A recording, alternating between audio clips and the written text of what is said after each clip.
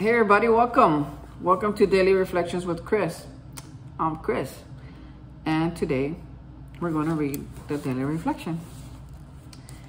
So, those of you who haven't seen me, I've been, I took some time off. I needed to work some things off mentally and spiritually and emotionally, right? My best.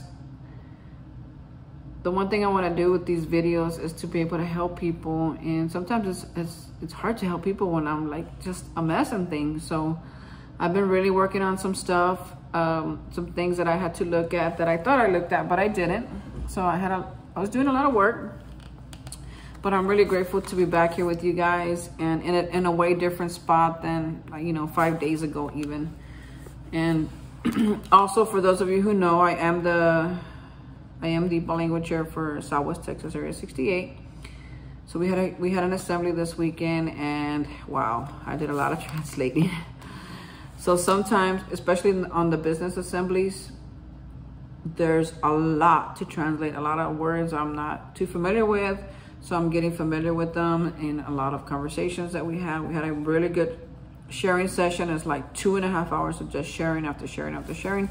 So sometimes after a day like that, my brain is like, it feels fried, right?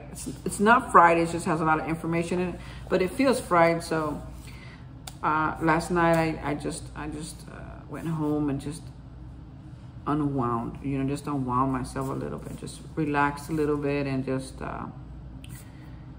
didn't do much. So here I am, grateful to be here with you again. And I know it's late, but I felt like doing this. So here I am, it's April the 2nd, and we should really get started. Today's entry is called Character Building. Demands made upon other people for too much attention, protection, and love can only invite domination or revulsion. And that's from the Toe and Toe, page 44.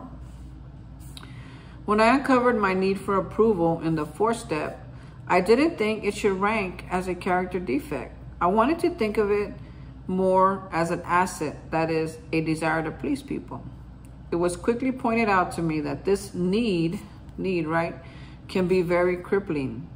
Today, I still enjoy getting the approval of others, but I am not willing to pay the price I used to pay to get it. I will not bend myself into a pretzel to get others to like me.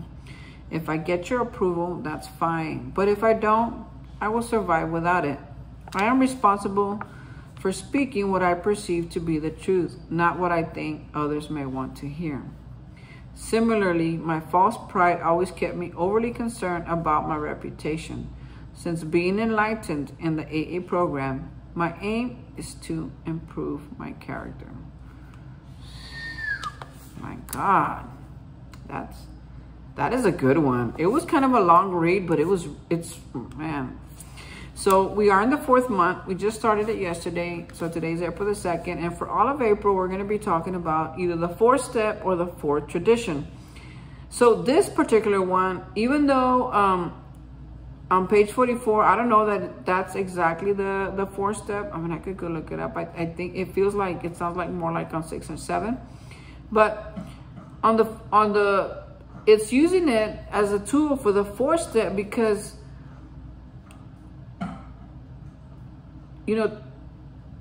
one of my people-pleasing character defect, I used to really think it was good because I wanted people to think highly of me. I worked harder, I dressed better, according to me. I was trying to be nicer and kinder, and I am nice, and I am kind, and I am a hard worker. But when it doesn't get me the attention or the approval that I think it should, my God, Chris gets crazy. He starts having a really hard time staying in his lane, a really hard time not acting out, right? So for those of you who are keeping up with me, I had a few issues right at work, thinking that other people are just not working hard enough. They're too lazy. They can do it, but I know they just refuse to, right? Well, they're not on the same path. They're not trying to impress nobody. They're not trying to outwork anybody. Only Chris is trying to do that because Chris wants the promotion. Chris wants to be looked at. Chris wants to be the good guy. Chris wants them to say, oh my God, Chris, he's the best. Man, oh my God, he's freaking awesome. And Chris wants to do that. But Chris was losing his serenity and his sanity and his relationships over it. Because those people, instead of seeing how great I am, they were saying like, whoa, Chris is good, but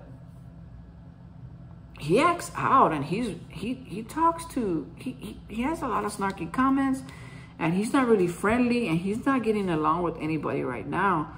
So as much as we love Chris and want Chris to be a part of this team, he's not a part of, he's part of this team, but he's not getting along well with others. So instead of them picking me for the job, they weren't.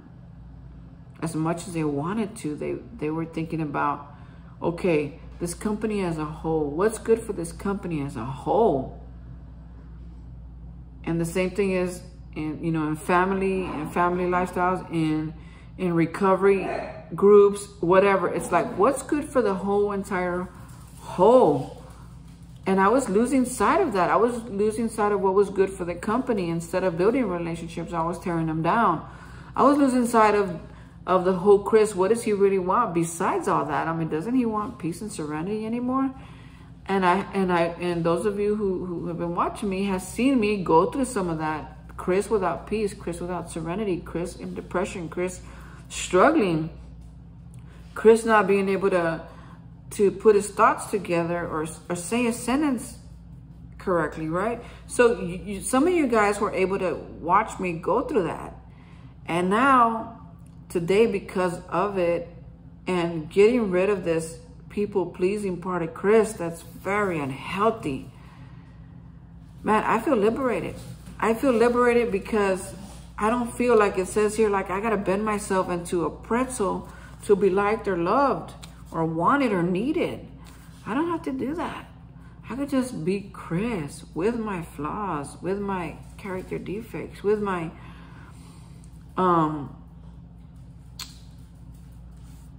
imperfection, with my humanness. And when I'm not out there asking for it, I'm actually receiving it more. And a lot has to do with my humility. Like I had lost sight of stuff. People were watching me and really rooting for me, wanting to move me up quickly. But the further up I went, the more my character stuck. And they were like, hey, Chris, this is what we have to do. And Chris didn't like that. Chris was like, oh yeah, well, I'll show you. And then I would quit and then go find another job.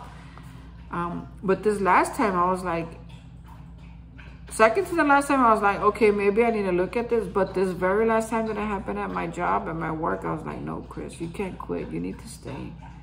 You need to work on your character and don't worry about what everybody else is doing. Just worry about yourself, Chris. Take care of you, man. And it's not that, and I'm not saying it in a way that like, oh yeah, let's, F the job. No. I'm not saying that. I'm saying that there's some stuff that I should really not be concerned with. And whether my coworker next to me wants to be a hard worker or not, that's up to him. Can I help him if he's struggling? Yes, I would love to help him. Because people helped me when I was struggling. They would come over and be like, hey, Chris, I realized that this really works for me. I used to do it like that.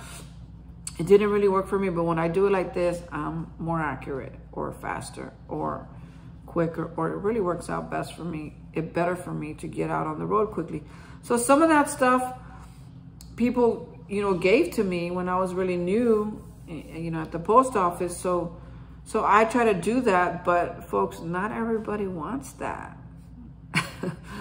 I have had people really shut me down when it comes to that. And even my boss, when she says, what do you think about our coworker? And I say, man, I could really teach him some things. She don't want to hear. I mean, yeah, she knows I could teach him some things, but she wants to hear like, yeah, he's cool, man. Because she wants to know, have we built a relationship? Do I know his name? Do I know anything about him? And it doesn't mean we're going to become chummy buddies. Let's hang out after work. No. Has it happened with other coworkers? Yes. As a matter of fact, I have coworkers that I don't work with anymore that still call me, that we still hang out, that we celebrate our birthdays together.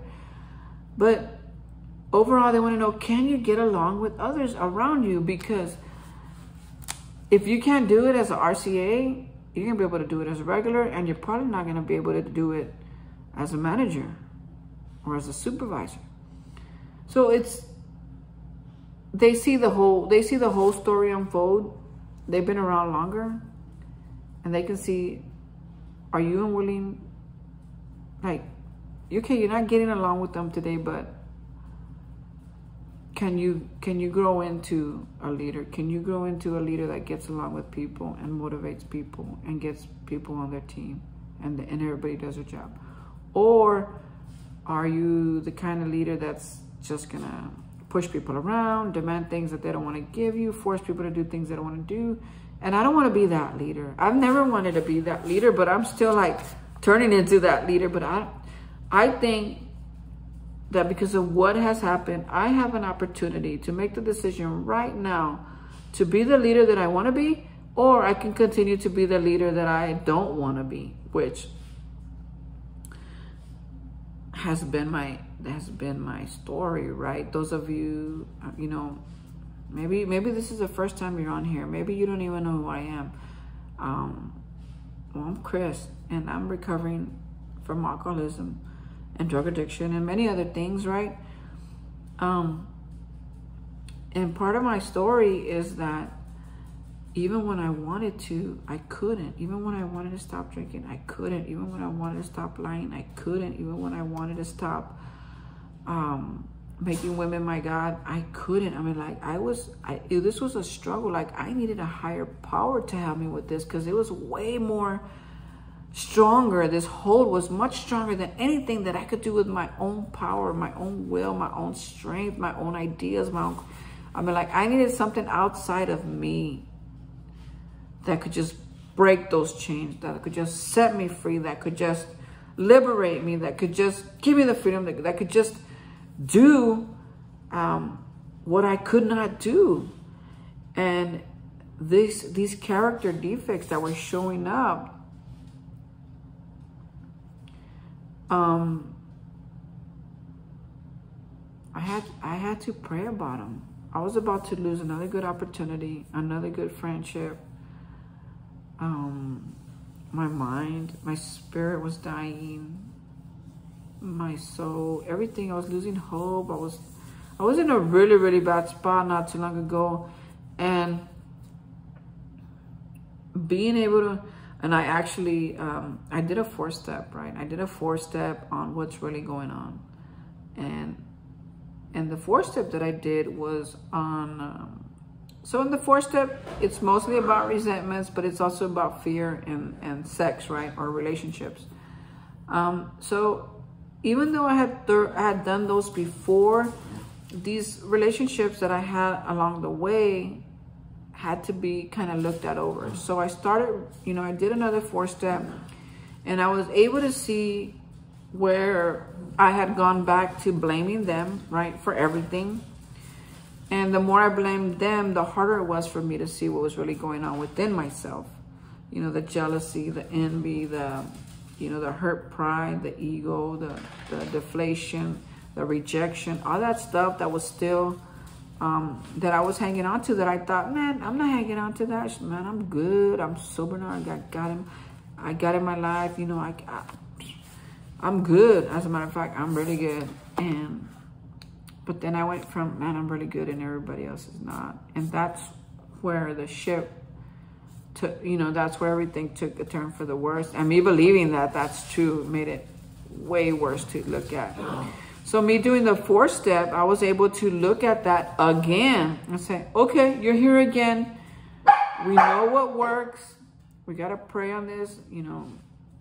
So I did, you know, a 6-step, like, okay, Chris, I mean, you want to stay the same, or you want to be better, or you want to be different, or you want to move on from this? Like, yes, I am. Okay. Well, it says when you're ready, then you take, you know, the 7th step, and the 7th step says, I am now willing, right now, in this moment, in this, with everything that I know about me, I'm willing right now that you just take everything, good and bad. Right? So I did that, and I finished the 7th step prayer, and I did it, and I made the list again. So the first time you make the list, it's a list and it has a ton of people. And with this more intense 4-step that I did, there was only a few people on there. So they were all on my 8-step list. They were all on there because I needed to make amends to those 3 people, right? And one, I did it in person, because, we work together. And the second one, I wrote her a letter because I have no, and I'll tell you why I'm telling you that. It's really cool. So I wrote her a letter because I don't know how to get in contact with her. As a matter of fact, I don't even think that she would want me to contact her. So I wrote her a letter, an immense letter. I told her what I've been wanting to tell her all these years, as far as like my life and what I really hope for her. I just really just unleashed. I just let it go. Everything, it wasn't in order, didn't make a sense. It was probably not even punctuated right, but I just went for it completely. So I wrote her a letter, right? And then the other one, I wasn't sure how it was gonna happen or how I was gonna do it. And just a turn of events, she contacted me, and I took the opportunity. I don't think that I'm quite done with that because she took the initiative. So I was really trying to make it about her without making it about me. And I didn't do it perfect, but I'm willing to make the effort to do it right, to give her hers, and then me make the effort to do it right. It was a good meeting though. And so I wanted to talk about that because in the 8th step, we look at it as one list, but it's actually 3 lists, right? The ones we do right now, the ones we do later, and the ones we never do. Well, the ones that I did right now, I got to do that. And the one that I did later, the one that I put for later, I did it later. It actually, the opportunity showed up, right? And the one that I never do is I wrote her a letter because that was the proper thing to do. I mean, that relationship, it ended, it was really good, and it ended really horrible. And I shouldn't be trying to look for her anymore. If I see her someday, maybe, but I'm not going to go looking for her. I'm not going to go to her mom's house. I'm not going to go knocking. I'm not going to be that persistent because of the way it ended. And folks, nowadays, as much as you want to make amends to an ex-lover or an ex-girlfriend or whatever, if there was abuse involved, leave them alone. Just leave them alone. Write them a letter. Pray to God. When the moment is right, it will be. But we traumatize people, folks. When we abuse them mentally, physically, spiritually, verbally, whatever, those people need their space, man. Do they need your amends? Yes. Heck yeah. I would never say don't ever make amends, because they do make amends. But prayer is very important. And if you get to see that person, if that person will give you the time of day, then take it. But for those of us who don't get that, a letter, a well-written, not even, it doesn't have to be well-written. I mean, just write it out, let loose, tell them everything, whatever it is that you need to tell them, especially the amends. And that is a valid amends. There are some people you just stay away from. And I do have other people in my life that my sponsor said, Chris, that person, leave her alone. Don't ever talk to her again. You're going to see her. She's around, but don't talk to her. Leave her alone. And that's what I did. That's kind of living amends, right? You leave them alone. So there's different ways to do this. But before we get all the way there, The fourth step is the first step, the first action step. They call it the first action step. Some people call number 3 the first action step. I can't remember what the big book calls it, but the fourth is like, we've been reflecting and reflecting and reflecting, right? And step 1, we admitted we're powerless over alcohol, that our lives have become unmanageable. That's reflection, right? We can look back and see, honestly, we can go back and see, honestly, and look, yes, I have a problem with my drinking. My life is, and it has made my life completely unmanageable, right? 2, came to believe that a power greater than ourselves could restore us, our sanity, our sound mind. You know, do we believe or are willing to believe that we can be restored? So yeah, I believe. I believe in, and I believe a higher power can do it. And then in 3 says we make a decision, right? To turn our will and our life over to the care of God as we understand him, whatever your conception is, however you understand him, right? That God, that person, that God, right? I feel like saying person, but I don't think people should be your gods. But I have heard that some people will pray to their grandmother in heaven, or their father, or their son, or their brother, or their mother. And so that person, praying to that person can actually help somebody. Let's put it like that. Okay. And then, so now 4 is where we start writing. This is where we start writing. We start listing the people that we're resentful at, why we're resentful, what that affected, and the 4th column is our part. So having done the 4th step on my relationships and getting to the 4th column and looking at my part, then I was able to move forward. And then when the opportunity came to make the amends, the next step, then I was able to, because I see now where I wasn't listening. I see now where I was wrong. I see now where I didn't have empathy. I can see now where after I was done blaming them for everything, it's like, okay, God, you can't tell me I never did nothing wrong. He's like, oh no, you've done wrong, but you haven't been willing to look at it. But now that you're willing, here we go. And I started writing stuff down. And I was like, oh my God, that's true. God, I was horrible. I was in some ways,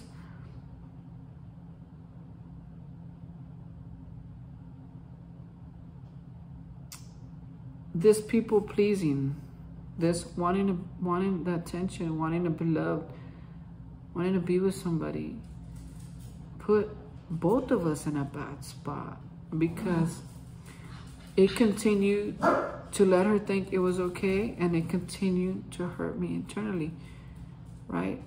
So I was to blame for that. Did she have her stuff? Yeah. But the 4th step, in the end, it's about looking about my stuff. What are my patterns? What are my defects? What are my relationship stuff that I'm not willing to look at?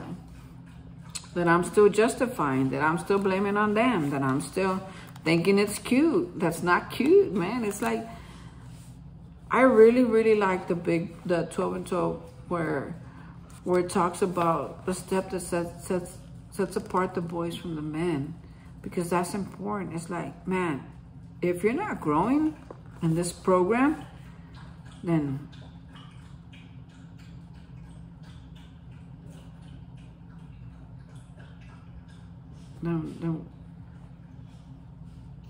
what's the deal? I want to be really callous and say with them, why be in recovery? Why do you keep showing up to meetings? Why do you keep, pretending? Like, I don't know. I see people, just like I see people at work being able to do things and they just refuse to. I see it in meetings too. It's been a journey for me to get in my lane and do what Chris does and let God do what God does. It's not my business. It's none of my business what they do with their time or their recovery. Unless they're asking me. If you're my sponsee, it's none of my business, but because you're my sponsee, chances are I'm going to make you do some work. That's the program. The program of recovery is the 12 steps. And this month we're going to be talking about the 4-step all month.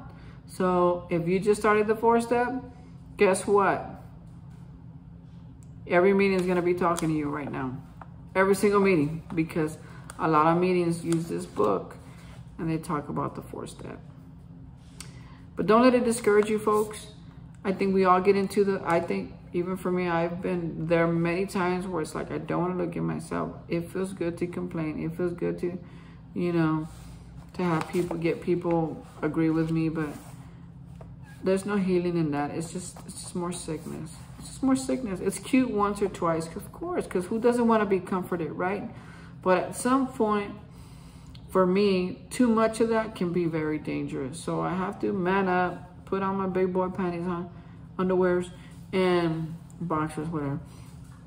It's just the same. And do the work.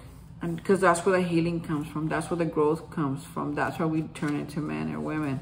That's where we turn into good workers. That's where we turn into friends, people amongst people, and friends amongst friends. And that's where our character gets built. It's in the stretch. It's in the brokenness. It's in the work. It's in the humility. It's the vulnerability of doing a 4-step. That's where the character building starts. And as far as character building, there's a lot of good topics that are going to come out. So I'm excited to talk more about that when that is our topic. But for tonight, folks, I just want to say thank you. Thank you for tuning in. Thank you for watching this YouTube channel. I really am appreciative, and I know that your time is valuable, so I don't take it lightly. I hope that I've helped you, that I've said something that may have helped you, or maybe can help somebody that you know, and you kind of want to. You don't want them to hear it from you, but you kind of want them to hear it from somebody else. Just slide this in their text message, copy the link, slide it in their text message, share it with somebody, and like it. Share it and like it. I would really appreciate that. So thank you so much for your time again. And today is April the 2nd, and we'll see you again tomorrow. Bye.